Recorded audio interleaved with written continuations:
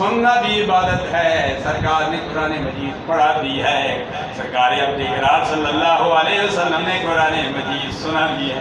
سبحان جبریل اللہ۔ سے تکرار کرتے تھے، جبریل پڑھتے تھے، سرکار سنتے تھے، اور سرکار نے ایک موقع پر فرمایا مانا بقارئ، سر اشارہ کرتا ہے۔ سرکار نے فرمایا جبریل میرا استاد نہیں ہے، یہ تو پیغام لانے والا ہے، مانا بقارئ، میں پڑھنے والا نہیں ہوں۔ جب رب کا نام آیا پہلے پڑھتے نہیں ہیں، جب رب کا نام آیا اقرأ بسم ربک الذی خلق، پہلے پڑھتے نہیں ہیں۔ جب رب کا نام آتا ہے تو سرکار رکتے نہیں ہیں، پڑھتے ہی جاتے ہیں۔ سبحان اللہ۔ فرمایا پڑھیے اقرأ بسم ربک الذی خلق، وہی اللہ کے پیارے حبیب علیہ تحیت و ثنا حضرت امام حسین کے متعلق کیا دعا مانگتے ہیں؟ میں عرض یہ کر رہا ہوں سرکار نے اپنے متعلق اپنی امت کے لیے دعا مانگی، ہم امام حسین سے پوچھتے ہیں، سرکار کے نواسے سے پوچھتے ہیں، وہ سرکار کا نواسا جس نے اس مہینے میں اپنا تن من دھن سب کچھ قربان کر دیا۔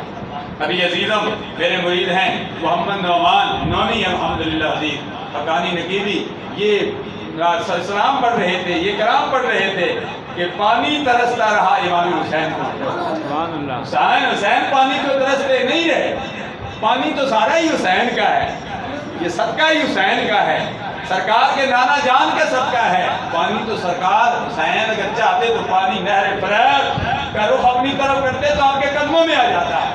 آپ زمین پر ایڑی رگڑتے، اسماعیل ذبیح اللہ نے ایڑی رگڑی، پانی کے چشمے جاری ہو گئے۔ آپ آسمان کی طرف دیکھتے تو آسمان سے پانی برسنا شروع ہو جاتا، لیکن رب ذوالجلال اس دن یزید کی جبر کی انتہا کو دیکھ رہا تھا اور حسین کے صبر کی انتہا کو دیکھ رہا تھا۔